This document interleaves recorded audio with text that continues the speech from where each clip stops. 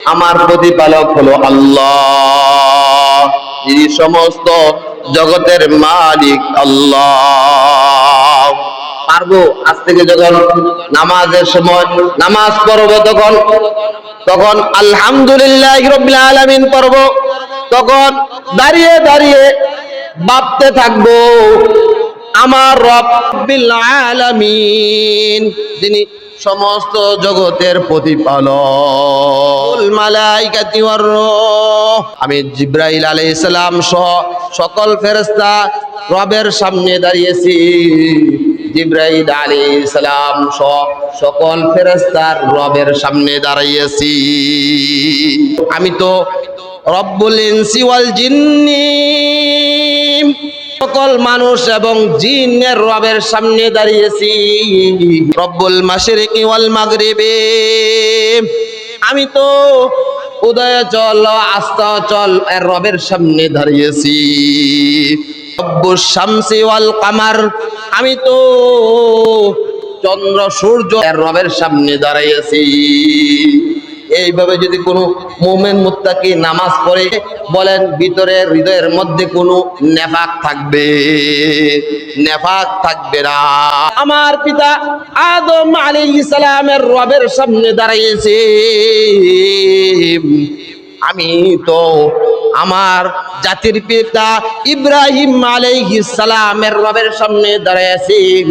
আমি তো ইসমাইল আলাইহিস সালামের রবের সামনে দাঁড়িয়েছি। আমি তো হযরতে মুহাম্মদুর রাসূলুল্লাহ, সকলে বলি সাল্লাল্লাহু আলাইহি ওয়াসাল্লাম, মুহাম্মদুর রাসূলুল্লাহ সাল্লাল্লাহু আলাইহি ওয়াসাল্লামের রবের সামনে দাঁড়িয়েছি। আমি তো যতগুলা পয়গাম্বর এসেছে দুনিয়ার জমিনে, সমস্ত পয়গাম্বরের রবের সামনে দাঁড়িয়েছি। আমি তো জিবরাইল আলাইহিস সালামের রবের সামনে দাঁড়িয়েছি। আমি তো মিকাইল আলাইহিস সালামের রবের সামনে দাঁড়িয়েছি। আমি তো এই ফুদিবিনি সিংহাহু কে ফুদিবে ইসরাফিল আলাইহিস সালামের রবের সামনে দাঁড়িয়েছি। আমি তো এমন এক ফেরেশতা, যিনি প্রতিদিন হাজার হাজার অগণিত অসংখ্য অগণিত মানুষের রোগ কবজ করতেছে। আজরাইল আলাইহিস সালামের রবের সামনে দাঁড়িয়েছি।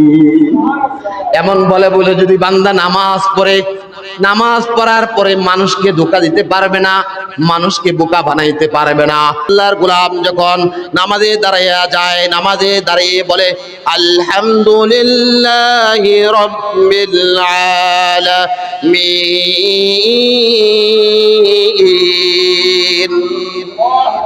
আল্লাহু আকবার বলেন।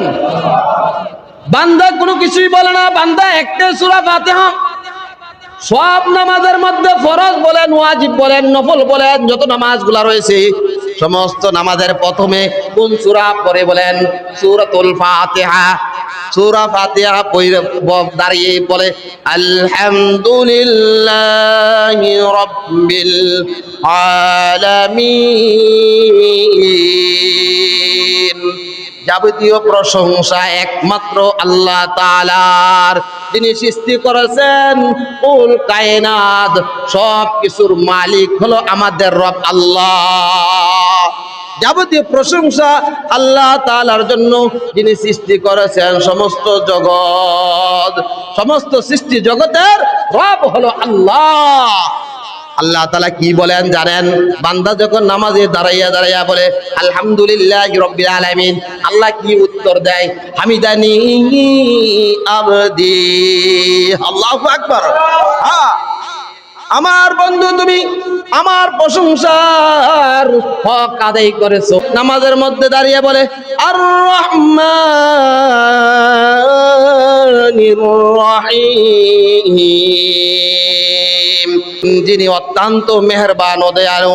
আল্লাহ তাআলা বলতেছেন আসসালামু আলাইয়া আবদি, আমার বন্ধু আমার কৃতজ্ঞতা জ্ঞাপন করেছে। আল্লাহু আকবার। আমার বন্ধু আমার কৃতজ্ঞতা জ্ঞাপন করেছে।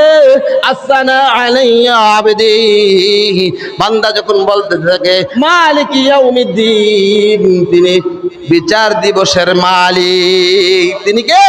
বিচার দিবসের মালিক। বান্দা যখন এটা বলে তখন আল্লাহ তাআলা বলতেছেন মাজ্জাদানি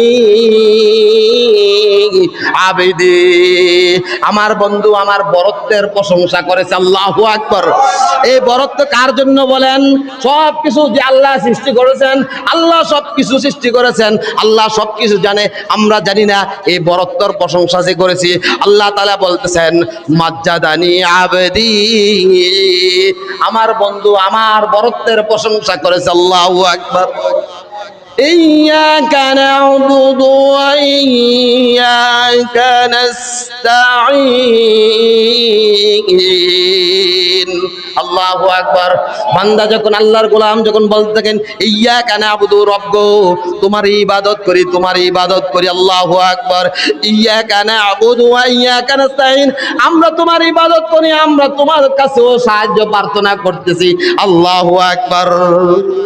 বান্দা নামাজের মাধ্যমে বলতেছে যে ইয়্যাকা না'বুদু, এই ইবাদত করতেছি, সিজদা দিতেছি, রুকু করতেছি, যা কিছু তাসবিহ পড়তেছি, রব সবই তোমার গোলামি করতেছি। আল্লাহু আকবার। ইয়্যাকা না'বুদু ওয়া ইয়্যাকা নাস্তাঈন, রব গো তোমার নিকট আমরা সব কিছু চাইতেছি, তুমি দিতেও পারো নিতেও পারো। আল্লাহ যতগুলা ভালো দুনিয়ার জন্য আমার জন্য যতগুলা ভালো আছে আমার জন্য তুমি উন্মুক্ত করে দাও, পরকালে যা কিছু আছে ভালো সব কিছু আমার জন্য উন্মুক্ত করে দাও। হাযা বাইনি ওয়া বাইনা আবদি, আল্লাহ তাআলা উত্তর দিয়েছে আমার এবং আমার বন্ধুর মাঝে কি এটা বায়না করা, আমার এবং আমার বন্ধুর মধ্যে কি এটা বুঝা পরামর্শ। বলতেছেন রবের কাছে আল্লাহ ইহদিনাস সিরাতাল মুস্তাকিম সিরাতাল্লাযীনা আন'আমতা আলাইহিম, আমাদেরকে সরল পথ দেখাও সেই লোকদের পথ। সিরাতাল্লাযীনা আন'আমতা আলাইহিম, সেই লোকদের পথ যাদের প্রতি তুমি নেয়ামত দান করেছ, তুমি যাদের প্রতি কি করেছ? নেয়ামত দান করেছ। গায়রিল মাগদুবি আলাইহিম ওয়ালাদ-দাল্লিন। বান্দা বলতেছেন আল্লাহ তাআলা ও তাদের পথ নয় যাদের উপরে তুমি গজব নাজিল করেছ এবং যাদেরকে তুমি পথভ্রষ্ট করে ফেলেছ। এজন্য আল্লাহ তাআলা অন্য জায়গার মধ্যে বলতেছেন ইউদিল্লু বিহি কাসীরা ওয়া ইয়াহদি বিহি কাসীরা। আল্লাহ তাআলা বলতেছেন পয়গম্বর নবী মুহাম্মদ রাসূলুল্লাহ সাল্লাল্লাহু আলাইহি সাল্লামকে বলতেছেন হে পয়গম্বর তোমার দায়িত্ব হলো দাওয়াত দেওয়া আর আমার কাজ হলো আমি হেদায়েত দেওয়া। সুবহানাল্লাহ। আমরা যত দাওয়াত দেই, আমরা যত ওয়াজ নসিহত করি, আল্লাহ তাআলা যদি এই দিলের মধ্যে কোরআনের নূর দান না করে কারোর শক্তি নাই কেউ হেদায়েত দিতে। আছে? নাই। নবীকে বলছে হে নবী পয়গম্বর তুমি দাওয়াত দিতে থাকো, তোমার উম্মাহকে তুমি দাওয়াত দিতে থাকো, তোমার উম্মত ও উম্মতিদেরকে দাওয়াত দিতে থাকো। দাওয়াতের কাজের মাধ্যমে সাকসেস করা, এই রোগীকে ভালো করার দায়িত্ব হলো আমার। সুবহানাল্লাহ। হেদায়েত দেওয়ার মালিক কে? আর বহু মানুষকে পথভ্রষ্ট করে দিয়েছি। নমরুদ, হামান, কামান, উতবা, শাইবা, আবু জাহেল, তাদের অর্থ সম্পদ ব্যক্তিত্ব এবং শক্তি কম ছিল বলেন? কোন দিক দিয়ে কম ছিল না। রাজভান্ডার কম ছিল না, অর্থ সম্পদ কম ছিল না, কিন্তু একটা জিনিস ছিল না, সেটা সবচেয়ে বড় দামি, সবচেয়ে বড় রাজভান্ডার, সেটা হলো কি? ঈমান। ঈমানের মালা পড়তে পারে না, গলার মধ্যে পরাই নেই আল্লাহ তাআলা। ইযিল্লু বিহি কাসীরা ওয়া ইয়াহদি বিহি কাসীরা, আর বহু মানুষকে আমি হেদায়েতের রাস্তায় নিয়ে আসি। আমি যাকে চাই তাকে হেদায়েত দিয়ে দেই, আর যাকে চাই না তাকে হেদায়েত দেই না। এই যে বললেন আল্লাহ তুমি ওদের পথকে আমাকে দেখাও, সরল পথ দেখাও, সেই সরল পথ দেখাও, সেই সব লোকদের পথ দেখাও যাদের উপরে তুমি কি করেছো, তোমার নিয়ামত দান করেছো। ওদের পথ দেখাও না, ওদের পথে নিও না।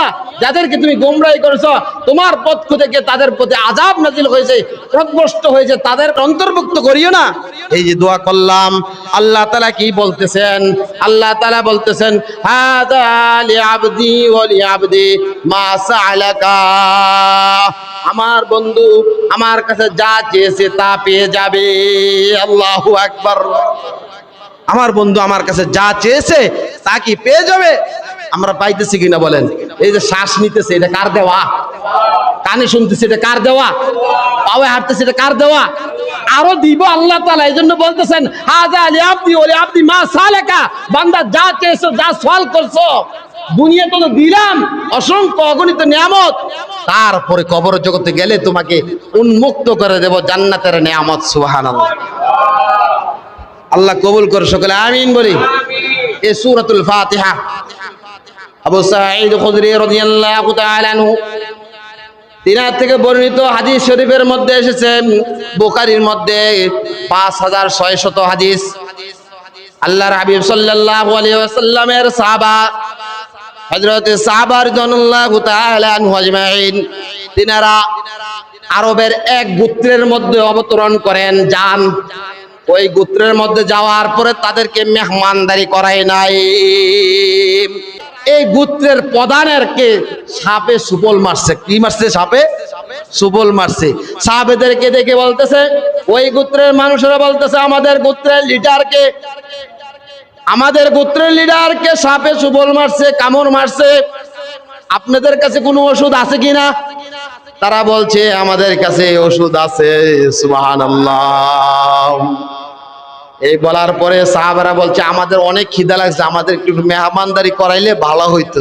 সাহাবা রাদিয়াল্লাহু তাআলা আনহু আজমাইন বলার পরে এক সাহাবী, সে সূরা ফাতিহা 40 বার পরে সূরা ফাতিহা পাঠ করে তার জবান থেকে লালা এনে ওই গোত্রের প্রধানের পায়ে যেখানে সাপে সুবল মারছে ওই জায়গায় লাগাই দিয়েছে।